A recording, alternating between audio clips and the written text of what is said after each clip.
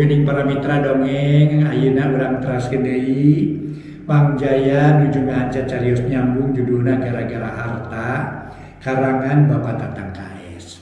Hatur nuhun ka mitra sadaya nu paresna subscribe sareng locengna, nu paresna like-na, nu sering komentar, nu sering ngabagikeun. Hatur nuhun oge nu sering anu paratos nyawer. Hatur nuhun binga para mitra ieu kangge kamakaran Mang Jaya Official. Hatur nuhun. Hatur nuhun ka mitra sadaya nu seueur perhatosan ka Mang Jaya Official. Insyaallah seueur keneh dongeng nu teu acan kaangkat para mitra seueur mun nya kitu ngantosan waktos tayangna teu tiasa sakaligus dikaluarkeun margi teu kasimer ku Mang Jaya Official teu kasimer para mitra. Margi kita disiapkeun gitu, nyiapkeunana eta nu susah kitu di antawisna. Mangga gara-gara harta karangan Bapak Tatang KS dina bagian ka-30 urang lajengkeun wilujeng ngadangukeun.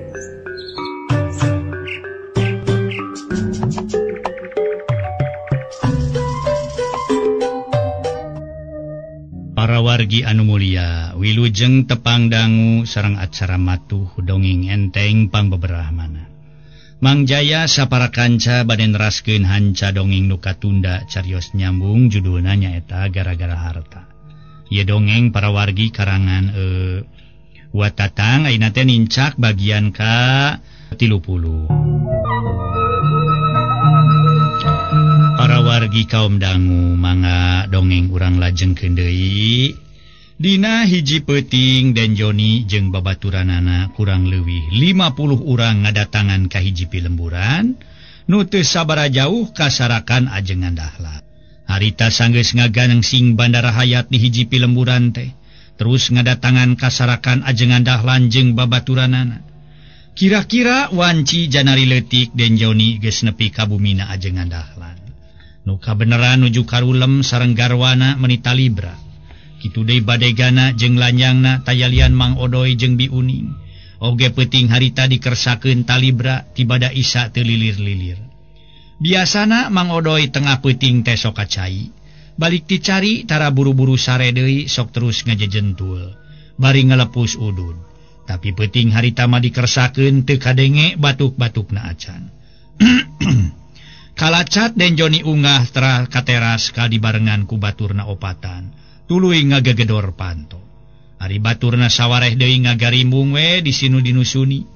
Pareng Ibu Hajah Ningsih lilir anjeunna satengah ngimpen, ngadangu nu gegedor kana panto. Korejat gugah kalayan ngaguyah-guyah kersa ajengan dahlan carogena bari disauran laun. Amanah ieu amanah gugah heula ieu amanah. Aya naon ibuna? Kersa ajengan dahlan bari karacam kereceum teras neuteu. Itu aya nu ngagegedor panto payun. Saha nu ngagegedor panto? Duh kada teu ditinggal mung name abdi parang lilir nguping nu ngagegedor panto. Moal si Asep pang kitu baralik sareng si Ipeu. Cing tingali heula atuh amanah bilih leres si Asep sareng si Ipeu. Saur Ibu Hajah Ningsih.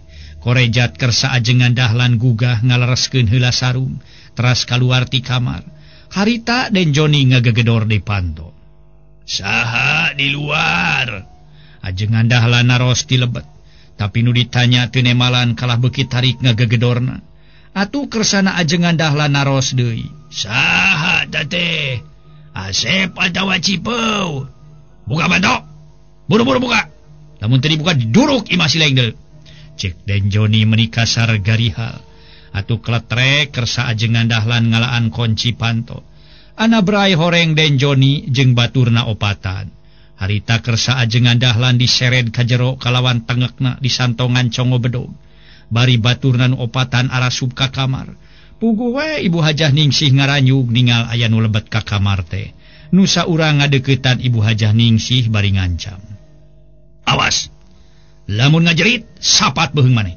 Pokna bari ngalugas bedog, tuluy disantongkeun kana atuh kana beuheung. Ari nu opatan deui kakaratak kana tumpukan pakaian kabeneran. Aya perhiasan 5 potong jeung duit tuluy dipesakan. Durug-dug Ibu Hajah Ningsih digusur keluar. Di kamar, atuh kersa ajengan dahlan nafsu kalayan bade neungeul anu ngagusur garwana. nganden Joni miheulaan nampiling cebet ajengan dahlan ditampilingan ku Den Joni cakuk igana ditonyok satakerna nepi ka ajengan dahlan ngagedebut ngarumpak meja. Puguh we Ibu Hajah Ningsih reuwas ningali nu janten caroge disiksa mung teu tiasa kumaha jalaran pananganana di talian. Durug-dug kersa ajengan dahlan digalusur kuduaan teras dibawa sanggeus rada jauh po Den Joni pokna. Kibaraya leuwih hade bawa pamajikanna sakalian kanu singkur urang beresan duanana. Cek Den Joni marentah ka baturna atuh baturna nu duaan baralik deui rek mawa Ibu Hajah Ningsih. Barang bus dua urang goro atuh harita teh nyaeta garong rampog asup deui pareng Ibu Hajah bade kapengker ngawartosan badegana. Kaburu dua urang anggota gorombolan narewak. Atuh jerit Ibu Hajah Ningsih ngajerit. Barang rek digalusur Mang Odoi pareng kaluar ti kamarna rek kacai. Ngadenge anu ngajerit teh Mang Odoi muru. Ngan teu kebat sabab ningali Ibu Hajah Ningsih geus dibawa kaluar. Harita teh diringkus ku tiluan, atuh harita para mitra sa diiringkeun ku tiluan. Tadina Mang Odoi aya pikiran rek bebela pati, ngan katingali di luar rajeg aya kana 8 urangna. Sanggeus jarauh anu mawa Ibu Hajah Ningsih, sirilik para mitra Mang Odoi ka jero tuluy ngelol, nempok ka kamar nu maksudna mah ningali ajengan dahlan aya henteuna di kamar. Tapi di kamar eueuh sasaha da puguh kersa ajengan dahlan mah. Geus ti heula dibawa ku gorombolan baturna Den Joni. Sirilik Mang Odoi kaluar teu lila sirilik ka jero deui, bari nutupkeun panto kebat ka tukang, bus ka kamarna tuluy ngagegeuing biuning pamajikanana, bari awakna digebi-gebi. Uning, hudang sia deuleu ya. Hudang ya. Korejat biuning ngorejat tuluy manireuwas kalawan pokna. Sia si borojol teh aing mah dasar si Ioi. Ulah sok Ioi balak-bak sia Gusti. Ulah sok borojol abun teh. Borojol tuh tanya, Gusti nu agung, nari sia cungkrung mun itu kira-kira ngagegeuing teh. Kumaha mun kami sawan sia cungkrung? Teu naon ngagegeuing teh. Cika tuh da geus aki-aki mah kudu aya kabosen. Geus tengah peuting kieu ngadon ngajak jerek nong. Najis lah, kami mah geus bosen kana jerek nong teh. Bisinya neng aya keneh hate mah rek jerek nong. Neangan ka ditu. Kami geus bosen. Cek biuning salah sangka. Si monyong sia. Sok salah sangka wae hirup teh. Sia nu ngajakan jerek nong sia betul-betul. Heuh nyane. Geuning biasa ngagegeuing ka kami nitah heudang-heudang heula. Biasa sia lamun ngagegebing-gebing teh. Sok ngajak jerek nong biasa nama. Lain ngajak jerek nong sia monyong. Itu Ibu Haji ain mawa ku 5 urang jalma. Lalaki marwa bedog. Biar basa kami reka cai ngadenge nu ngajerit. Barang ditingali horeng Ibu Haji keur digalusur. Mama ajengan ge eueuh deuleu taksiran geus pangheulana dibawa. Pantes nama dibawa ku ieu bangsa rampok deuleu euy duh aing mah. Hah? Kumaha sia? Tang deng Ibu Haji jeung mama ajengan digalusur, dibawa ku rampok. Lain digusur ku nu mah emah ieu naon teh digalusur. Ku gorombolan, kumaha? Rampok mau gemolan? Tuh nya si bedul teh. Lain mau gemolan sia gorombolan. So bieu keur meumeujeunna loba nu tagiwur ku rampok deuleu atau gorombolan. Alah borojol aduh kumaha atuh si Odoi. Punya teh masih Ibu Haji jeung si Mama Haji dibawa ku gorombolan. Nah tuh lain dipangmelaankeun ku nyane. Heuk mau bedog ka ditu, kapan nyane teh boga bedog lain? Ai sia. Belan kumaha manasinakeun ukur saurang 2 urang. Di mah di luar ge kana 7na deuleu. Ai urang rek kumaha deuleu Odoi, aduh ampun teuing. Pira aku rek cicing we di dieu deuleu, aduh aing mah. Aku riak urang dibawa kabur we ku gorombolan, aya gorombolan heueuh. Kudu mau gemolan tuh aing mah sok karagok ieu. Balik wae kitu ka lemur. Nyari kieu mah kayana kapaksa we urang balik ka lemur. Tapi engke bada subuh ayeuna mah peuting keneh jeung bising naon teh rampok canjarau, ceuk Mang Odoi para wargi. Gek diuk dina dipan bari siga nu leuleus. Menang sawatara jongjongan masa urang ge eueuh nu ngaromong ngadonting hariwul we. Bari hate hariwang. Kuno jadi dunungan sanajan Mang Odoi jeung pamajikanana ngarasa hariwang 1000 kali hariwang oge. Teu bisa kumaha ukur bati we aya niat hat nulungan. Malikan kana perkara Den Joni bener-bener jadi biadabna teh. Harita kersa ajengan dahlan ditelasan di tempat nusuni, nepi ka tenggekna ampir sapat kitu di Ibu Hajah ditelasan. Astagfirullahalazim. Nauzubillahi min zalik. Nepi ka kitu-kituna. Eta nu ngaran Joni dina ieu carita.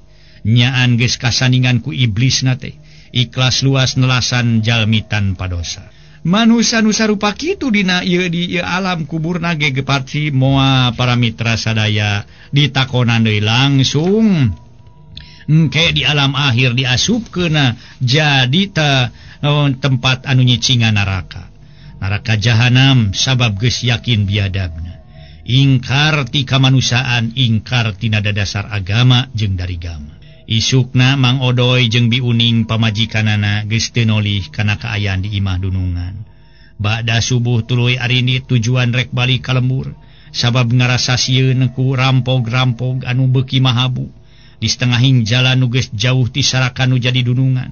Mang Odoy jeung pamajikanana teu bisa kebat balik ka lemburna sabab tepung jeung rahayat anu ngarungsi tur aya batur salemburna nyaritakeun di lembur Mang Odoy rahayat geus ngarungsi sabab imah-imah rahayat didurukan ku gorombolan mara teu kurang jalma nu dikaniaya atuh ku dasar kitu keur Mang Odoy jeung Biuning pamajikanana ngarasa bingung kudu ka mana nu baris dijugjug mangkaning teu boga baraya pisan.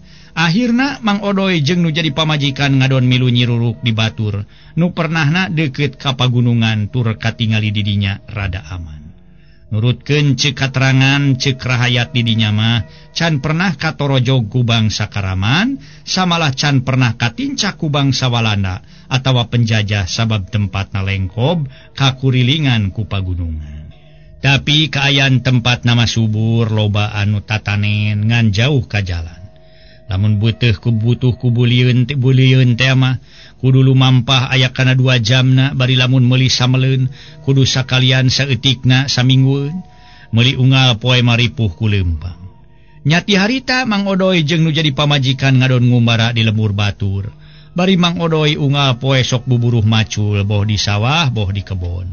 Ongkohan Mang Odoy aya pangalaman kana tani tur daekan atuh keur dahar-dahar wae mah duaan jeung nu jadi pamajikan teu susah-susah teuing kitu deui pamajikanana daek buburuh ngaramet atawa tandur jeung liana di eta pagawean awewe di eta tempat apunten jeung nu liana di eta pagawean awewe ngurus apunten ieu kumaha kalimatna kieu ya para wargi urang wangsulan deui lah maksana kieu atuh harita para mitra Biuning harita teh buburuh ngaramet atawa tandur jeung liana pagawean ti pagawean awewe dina ngeuning ngurus pakaya. Gancangna ieu carita kacaturkeun ajengan dahlan sareng garwana ditelasan ku Den Joni geus aya 2 bulan.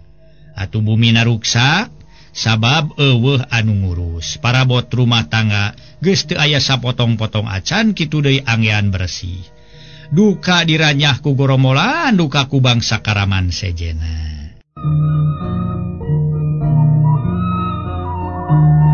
Para mitra nu sami-sami ngadangukeun ieu dongeng kocapkeun dina hiji poe kira-kira para wargi sadaya bada lohor.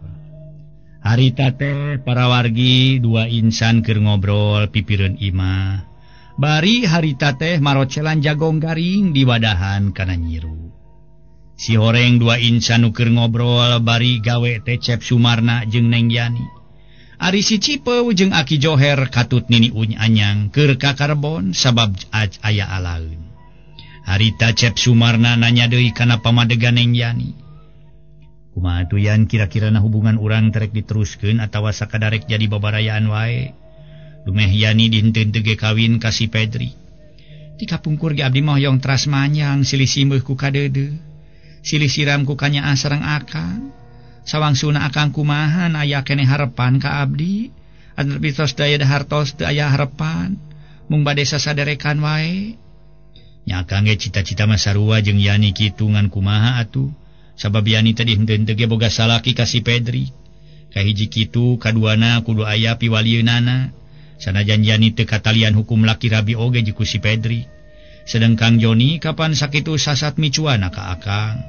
Bareto ge kapan Kang Joni teh teu ngarujukan Yani hayang kajodokeun ka akang.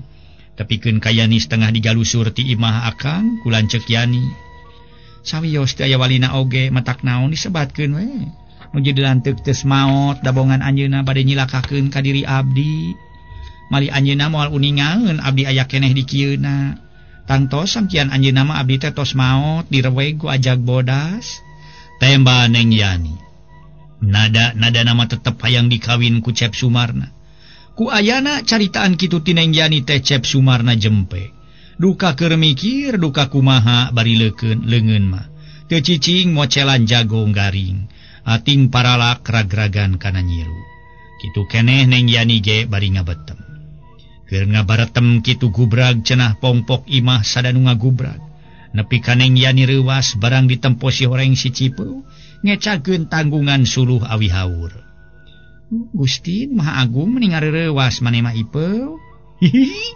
Yo, ai panyanten teh teh nu istai teh neneng sun. Romang Ipeu teh ngecakeun ieu. Mohon alah suluh sakejeretna. Da manaon teh dipipir wae nuju anyang-anyangan Neng.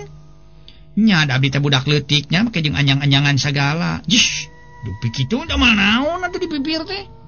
Keur mocelan jagong garing. Ih, nyalira wae mocelan jagong garing teh Neneng.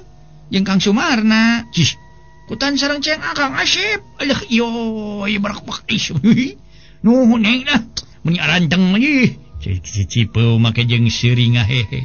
Di ditu nama ngagonyak. Ipeu mah geus aneh-aneh we make jeung istilah yo ieu balak-balak sagala. Neng Yani ngadelek torojol Cep Sumarna nyampeurkeun kalawan pokna. Geuning Cipeu kara balik, "Sumun Kang Asep."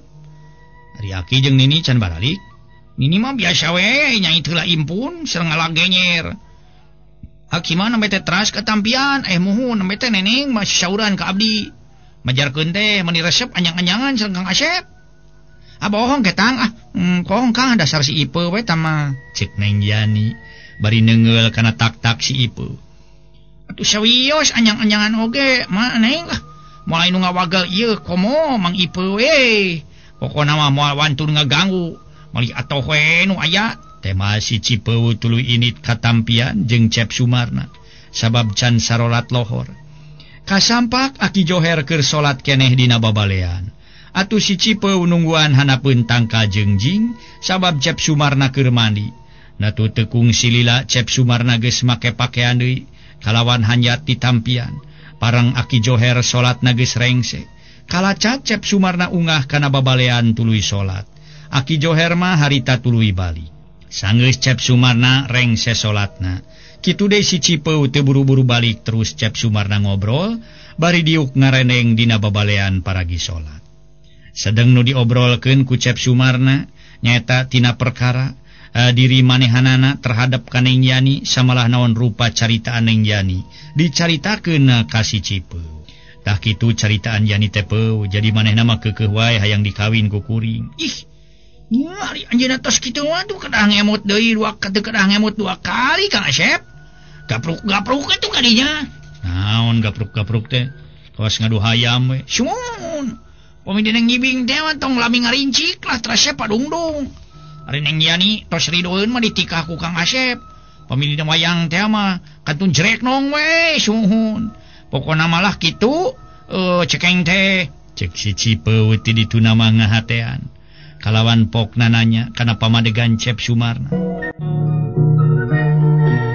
Para mitra sadaya sakumaha nu kauninga Cep Sumarna harita teh budina rada alung. Siga nu ngarasa bingung teu mangih tungtung atuh. Sedang hate mah panteng hayang kalaksanakeun boga pamajikan ka Neng Yani. Ari cek si Cipeu pokna tetep nada-nada mah ngahatean ka Cep Sumarna. Ari Kang Asep aya maksad palai kajodokeun sareng Neng Yani. Asa ngem abdi mah teu kedah seueur nu diemut. Mung sateu acan bade ngalaksanakeun nikah teh langkung ti payun kedah sasauran heula. Kanu janten sepuh di palar aya barokahna ti nu janten sepuh. Mun ti ibu Rama maksad teh. Ya, tunya kuring bisa nepungan nu jadi kolot sama geus aya kana 4 poena kuring inget wae kanu jadi indung bapa. Langkung ngangase pada enjing bade pagetoge mung langkung ti payun. Kedah sasauran heula ka Aki kalain nyuhunkeun baba di bakelan ku Aki. Nyuhunkeun di bakelan teh si bakelan artos nepi tuangeun nanging di bakelan perjagian diri. Supados aya dina kasalametan kitu maksud teh. Puguh we bebeja heula mah peu. Kalawan kuring ge rek menta pikeun perjagaan diri bari sakalian rek nanyakeun perkara ajag bodas teh. Sabab kuring ngarasa kaget ku ajag bodas. Sakumaha dicaritakeun ku Cipeu basa rek ngabejakeun kuring jeung Cipeu geus aya di dieu kanu jadi inung bapa kuring. Harita ceuk Cipeu ningali ajag bodas dibedil ku kumpeni teu teurak dibedil. Rek nanyakeun perkara ajag bodas teh. Nah ajag teh kasebut sato biasa atau ajag siluman. Jasa piraku atuh aya ajag perkaranya perkara teh aya ajag biasa mamakai jeung teu teurak dibedil kalah kamari ngaraweg ka kumpeni cek Sumarna. Aya niat nepungan nu jadi inung bapa lamun kitu teh mah asa diingetan ku si Cipeu. Tur siga nu terus rasa yen inung bapana nyata kersa ajengan dahlan sareng Ibu Hajah Ningsih dikaniaya ku Den Joni manusia biada. Lah Kang Asep mah ngangge bade naroskeun perkara ajag sagala. Mangga Kang Asep lah urang wangsul. Cek si Cipeu geus kitu mah tuluy baralik jalan ka dapur. Nyampak Neng Yani keur ngakeul sangu. Ari nini anyang keur metikan genyer rek di kerece. Aki Joher keur ngabelengkong we hareupeun hawu. Atuh si Cipeu pokna nanya ka Aki Joher bari gog cingogo gigireun Aki Joher. Ki, sideang mah ieu. Isi lain tas di mana sia menikah kada katingali. Tuluy ka mana di dita anu haur teh pikeun pisuluheun teh mending ngampleng deuleu. Cek Aki Joher remajah teh kada katingali padahal tadi ditampian pangi. Ye, Aki mah teu puguh lah. Lain sareng sareng sia ditanya ku kolot teh siluhun. Tuluy ka mana di dita anu awi haur teh menikah kada katingali irungna deuleu. Cek Aki Joher keukeuh majah teh si Cipeu ka karaka tingali. Ari tadi waktu abdi ditampian na tepang gitu. Harita Aki netepan teras abdi netepan. Teh mah si Cipeu nyarita tarik. Ai heuh. Kapan tadi teh geus panggil ditampiannya? Ari sulu di mana jalu? Itu di luar. Buka aja di luar mah. Keun sina kapoyanan tong ka diampikeun ka dapur. Si Kang Asep teh aya sasaur bade nyaur aya sasaurkeuneun ka Aki. Naon di sayur Ipau? Aki Joher geus mimiti salareung. Sanes di sayur nanging ieu Kang Asep aya pisaureun ka Aki. Iraha. Ih, Aki mah Kang Asep, Kang Asep sanes iraha. Ari kitu. Kunaon atuh si Ujang Asep hayang boga jikan cenah? Cek Aki Joher para mitra geus ka mana-mani bari ngareret ka Cep Sumarna nu keur mesem harita teh. Kalawan Aki Joher pokna deui nyarita. Nanya Ujang Asep hayang boga jikan. Bade aya pisang mengeun ka Aki teh. Cek Cep Sumarna nyaritana tarik. Eta rek aya bicaritaeun naon atuh Ujang Asep teh? Rek nanyakeun waktuna kawin? Atuh teu bisa didadak, ngitung-ngitung piwaktueun kawin mah Ujang Asep. Ke urang utang hitung heula sangkana jadina kamulusan. Sabab kawin teh lain keur sapoeun, lain keur saminggueun kitu maksud Aki teh. Abdi teh hoyong nepangan heula sepuh ki wirepun biang kapirarai bae. Kumaha kinten-kintenna di widian sareng moal. Bilih aya naon-naon babakuna mah. Kumaha Ujang Asep? Pangdenge teh hayang nepungan anu jadi kolot. Cek Aki Joher ayeuna kabeneran kareungeun. Sumuhun kumaha moal aya naon-naon pami abdi bade nepangan heula sepuh. Wire abdi emut wae kapun biang. Tema Cep Sumarna para wargi nyarita. Jadi beuki tarik da ngarah kadengieun ku Aki Joher. Ayeuna teh poe naon Ipeu? Aki Joher nanyakeun ka si Cipeu bari ngareret harita teh. Pinten rebo ing Ki? Tema si Cipeu. Oh, jadi si Ujang Asep teh rek ngalongokeun anu jadi kolot? Tanya Aki Joher bari ngareret. Sumuhun Ki kinten-kintenna moal naon-naon. Kumaha Ujang Asep sing tarik atuh nyarita teh gegereyeman kitu. Da moal pegat urat peuheung atuh. Cek Aki Joher maja teh ulah gegereyeman. Upami abdi ngalayat heula sepuh moal naon-naon. Teu ayana, teuing nya teu nyaho bingung ngajawabnya kitu jalu. Dijurungkeun sok sieun aya naon-naon. Ai dicarek bising majarkeun Aki ngahalangan kana kasono hidup kanu jadi kolot. Tapi cek Aki make heula toa ka ingit ayeuna tunggu 3 poe deui. Kitu ge lamun si Jalu rek ngagugu kana caritaan Aki. Cek Aki Joher teu mere jawaban nu cinep. Siga aya kaberat anu baris dikedalkeunan. Mangga aku abdi ditumutkeun sakumaha kasauran ti Aki. saja biti eta abdi bade aya nu ditaroskeun ka Aki. Tah rek nanyakeun soal naon urusan naon jalu mun sagala ditinyakeun hidup maka kolot teh teu beda ieu we ti si Selut sok papanjangan siga wartawan cek Aki Joher ditungtungan ku seuring hehe. Nah ari Aki eta Aki bade naroskeun ajag bodas ki pangdeng teh ka Talaga Bodas. Boga penyakit aratel gitu barek ngadon ngeueum di Cipanas Talaga Bodas. Aki Joher salah reungeun atuh si Cipeu mesem rada ngabalieur. Sanes bade ka Talaga Bodas ki. Nanging abdi teh naroskeun perkawis ajag bodas. Nah eta ajag bodas teh ajag kasebat sato biasa tanapi ajag kajajaden. Dan saur si Cipeu ajag bodas teh teu teurak dibedil ku kumpeni ge. Aya kana 3 kalina teu paeh. Malih kumpenina direweg ku ajag bodas. Para wargi sadaya ditanyakeun perkara ajag bodas. Aki Joher harita nyarita. Geus nu lain-lain we si jaluma nu ditanyakeun teh. Tadi nanyakeun perkara rek ngalongok nu jadi kolot bola aya naon-naonana. Ayeuna nanyakeun perkara ajag bodas. Ieu jalu ari nu disebut sato kajajaden teh kieu. Lamun hiji jalma nu tilem heug jadi sato galak kasebut jadi maung. Eta kakara disebut kajajaden. Geuning sok aya kacaritakeun maung kajajaden, lodaya kajajaden. Ari ajag bodas mah lain ajag kajajaden, eta mah hiji jelema nu ngagem kana ilmu bisa mancala putra mancala putri atawa bisa robah wujud. Di urang aya nu ngagem ilmu kitu mah jalu. Oh, kutan. Jalmi nu janten ajag bodas teh Aki. Dupi saur Aki nu disebatkeun aya di urang teh di dieu ki. Sa Sumarna talete malah ngareret sagala ka si Cipeu harita teh. Lain di dieu jalu.